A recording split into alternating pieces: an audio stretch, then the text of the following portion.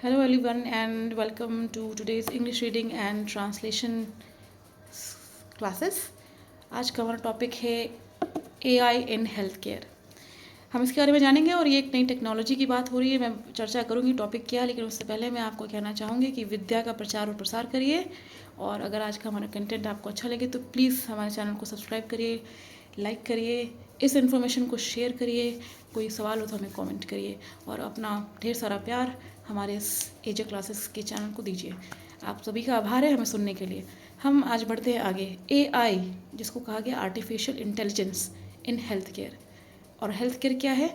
ये है हमारी सेहत के बारे में। जो सेहत की जो चर्चा होती है उसको हेल्थ केयर क्या कहा जाता है। हेल्थ मतलब सेहत, केयर मतलब उसका रख रखाव। आगे बढ़ते हैं, देखते हैं पैसेज आज क्या कहता है। In the ever evolving landscape of health care. In the ever evolving landscape का मतलब होता है हमेशा बढ़ता हुआ एक ऐसा लैंडस्केप। तो वैसे ज़मीन का एक वो होता है, आप समझ लीजिए कि ज़मीन की के शेप को, लेकिन लैंडस्केप का जो शब्द का जो अर्थ है वो कई मायने में यूज़ किया जा सकता है। तो यहाँ हम एक एक शेप हेल्थ केयर के बारे में बात कर रहे हैं। एक कोई शेप हेल्थ केयर का होगा।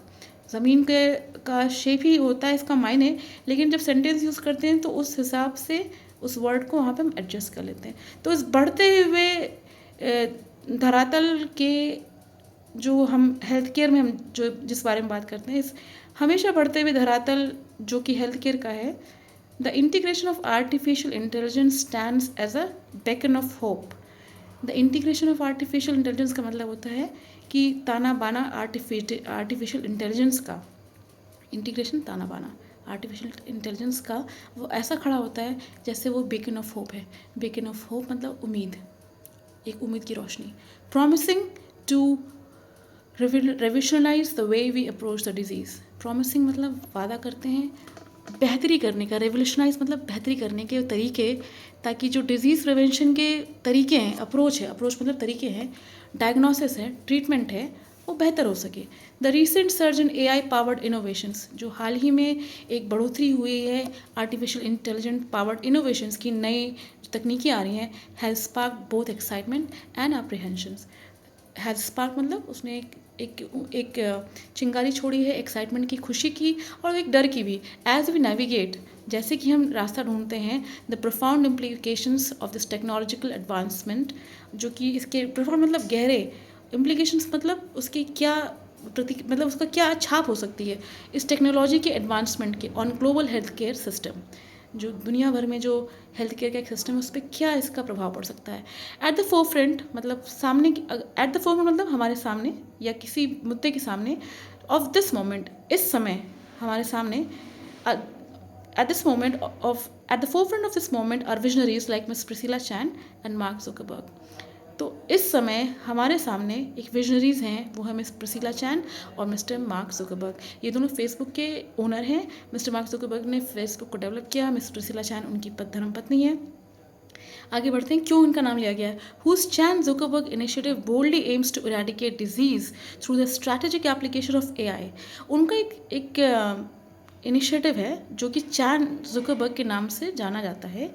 वो बोल्डली मतलब वो बहुत आगे बढ़ के ये एम करता है कि उन डिजीज़ को इरेडिकेट किया जाए। किन डिजीज़ को? हर तरह के डिजीज़ को एक स्ट्रैटेजिक एप्लीकेशंस, एक संगठित तरीके से AI को यूज़ करते हुए। There commitment underscores the transformative potential of AI in reshaping the future of health care delivery. उनका जो कमिटमेंट है वो अंडरस्कोर करता है एक ट्रांसफॉर्मेटिव पोटेंशियल का। वो किसका पोटेंशियल? AI का, ताकि वो रीशेप कर सके हेल्थ केयर की डिलीवरी को। हेल्थ केयर डिलीवरी का मतलब ये होता है कि बेहतरी जो भी होगी वो बेहतरी, जो वो हेल्थ केयर में लें वो बेहतर हो, जो भी डायग्नोसिस करें वो बेहतर हो। और मतलब जो ये इन लोगों का चैन जुकरबर्ग इनिशिएटिव है, ये एक्चुअली मैं कहूँ आपको अगर और ईजी भाषा में समझाऊँ तो ये जैसे हमारे यहाँ NGOs होते हैं जो सपोर्ट करते हैं किसी भी लाइफ क्राइसिस को।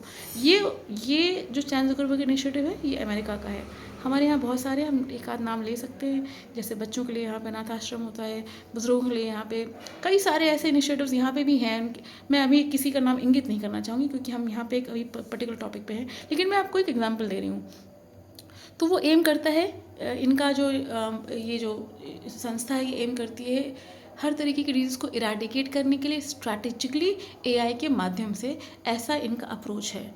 फ्रॉम एक्सेलरेटिंग ड्रग डिस्कवरी, मतलब ड्रग डिस्कवरी मतलब दवा, एक्सेलरेटिंग मतलब बढ़ोतरी करना, और डिस्कवरी मतलब दवा को मतलब पहचानना। जैसे कैंसर के लिए अगर कोई ड्रग डिस्कवरी हुई, मतलब कैंसर के लिए कोई ऐसी एक्सेलरेशन हुई, मतलब एक्सेलरेशन कोई ऐसी बढ़ोतरी स्ट्रैटेजिक डेवलपमेंट हुई कि भाई डायग्नोसिस किया और उसके अगेंस्ट में एक दवा बना दी गई, तो ये होता है क्या, एक्सेलरेटिंग ड्रग डिस्कवरी। तो कोरोना में क्या था, कोरोना का जो इंजेक्शन है वो एक तरीके का ड्रग डिस्कवरी, क्योंकि कोरोना को किसी को पता नहीं था कि ये है क्या एक्चुअली, बट इतना साइंटिफिक एडवांसमेंट रहा कि उसका एक डायग्नोसिस करने के बाद एक इंजेक्शन भी आ गया जो ग्लोबली लगा और कोरोना को रेडिकेट किया गया। हालांकि उसके फॉर्म्स आते गए, लेकिन सबसे पहले स्थान पर उसको रोकना था तो क्या था, इंजेक्शन लगवाना, आपको लेना ही पड़ेगा, you need to get vaccinated. तो ये एग्जाम्पल मैंने किया, तो उन्होंने ये कहते हैं कि बढ़ोतरी करने के साथ ड्रग डिस्कवरी मतलब बहुत तेज़ी से आगे बढ़ते हैं, बहुत तेज़ी से एक्सेलरेटिंग मतलब बहुत तेज़ी से आगे बढ़ना, ड्रग डिस्कवरी दवा को डिस्कवर करना, to optimising patient care pathways. मतलब पेशेंट के जो केयर करने के तरीके हैं उनको ऑप्टिमाइज़ करना, मतलब उनको एक स्टेप 1 से स्टेप 2 स्टेप 3 और स्टेप 4 में ख़त्म कर देना, स्टेप 10 तक ना जाना। तो क्या करना, पेशेंट को जल्दी ठीक करना। द पॉसिबिलिटीज सीम बाउंडलेस, जो पॉसिबिलिटीज़ हैं उनकी, वो लगता है कि उनकी कोई सीमाएं नहीं, क्योंकि ये भी हो सकता है कि केयर पाथवे में कि स्टेप 1 में डायग्नोसिस हुआ, स्टेप 2 में वो ठीक हो गया, मतलब एआई है, टेक्नोलॉजी है, कुछ भी हो सकता है, ड्रग डिस्कवरी फास्ट हो सकती है, बहुत कुछ मतलब एडवांसमेंट हो सकता है। हाउएवर फिर भी अमिस्ट ऑप्टिमिज्म जो हमारा एक पॉजिटिव अप्रोच है, it's crucial to recognise the inherent complexities and challenges associated with the harnessing AI in health care. ये बहुत इंपॉर्टेंट है कि हम रिकग्नाइज करें और इनहेरेंट करें कॉम्प्लेक्सिटीज़ को, चैलेंजेस को, एसोसिएट जो करता है हार्नेसिंग, मतलब उसकी जो भी पावर है, हार्नेसिंग मतलब उस पावर को लेना एआई को इस हेल्थ केयर में। One of the most pressing concerns is the issue of data bias. सबसे बड़ा कंसर्न यहाँ पे है डेटा बायस का। कैसे, आगे देखते हैं, समझते हैं। Which threatens to perpetuate health care disparities and exacerbate existing inequities. तो क्या होता है, ये डेटा बायस जो होता है ये एक तरीके का थ्रेट है कि वो एक हेल्थ केयर में डिस्पैरिटी भी ला सकता है और बढ़ा सकता है जो एग्जिस्टिंग इनइक्विटीज़ हैं, मतलब जो जहाँ पे समानता नहीं उनको बढ़ा सकता है। With robust safeguards in place, robust safeguards मतलब एक बहुत स्ट्रिंजेंट सेफगार्ड्स हैं ऑलरेडी प्लेस में, AI algorithm run the risk of amplifying systemic biases present with in health care data sets inadvertently compromising the quality of care for marginalised population.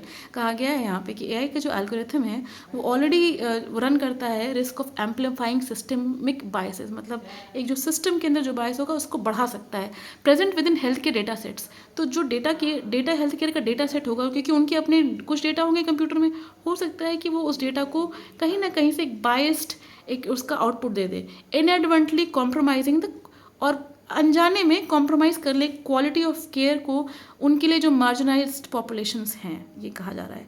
Furthermore इसके बाद the non deterministic nature of AI poses significant regulatory and ethical dilemmas.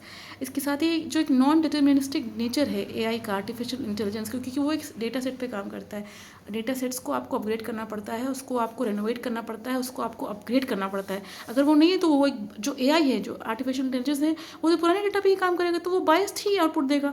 तो ये कह रहे हैं यहाँ पे कि एक जो नॉन डिटर्मिनिस्टिक नेचर है आर्टिफिशियल इंटेलिजेंस का, ये पोज करता है एक सिग्निफिकेंट रेगुलेटरी और एथिकल डायलेमास, मतलब एक तरीके से कन्फ्यूजन पैदा करता है। डायलेमा मतलब कन्फ्यूजन, क्योंकि देखिए आर्टिफिशियल इंटेलिजेंस चलता तो डेटा पे ही है। अगर डेटा आप रिफ़्रेश नहीं करेंगे, अपग्रेड नहीं करेंगे, उसको रेनोवेट नहीं करेंगे, उसको आप कहा एक और टर्म यूज़ किया जाता है उसके लिए, अगर आप उसको रिफ़्रेश नहीं करेंगे तो एआई प्रॉपर काम नहीं करेगा। Artificial intelligence is all computer based, दो इट इज़ हेल्पफुल, दो it is technological advancement, but it will need a consistent refreshment, upgradation and correction. तो ये था आज का हमारा टॉपिक, बहुत गहरा टॉपिक है। एआई बहुत चल रहा है, एआई की हेल्प से बहुत पॉजिटिव इनपुट आउटपुट भी हो रहे हैं, लेकिन एआई के अपने कुछ कॉन्स्टेंट्स भी हैं जो कि यहाँ पे चर्चा का विषय रहा है। हमें बताइए आज का एजे क्लासेस का आपको ये सेशन कैसा लगा, कुछ फीडबैक है तो हमें कमेंट के थ्रू ज़रूर बताइए। हम नेक्स्ट व्लॉग में आएंगे, लेकिन मैं पहले कहना चाहूँगी, जैसे मैंने पहले रिक्वेस्ट करी, आज का सेशन अच्छा लगा हो तो प्लीज़ हमारे कंटेंट को लाइक करिए, हमारे चैनल को सब्सक्राइब करिए और हमें अपना प्यार दीजिए। एजी क्लासेस में आज आपकी उपस्थिति के लिए हम आपका बहुत बहुत धन्यवाद करते हैं। हमें सुनने के लिए आपका आभार। Thank you for listening. Thank you everyone. डाल दीजिए इसको।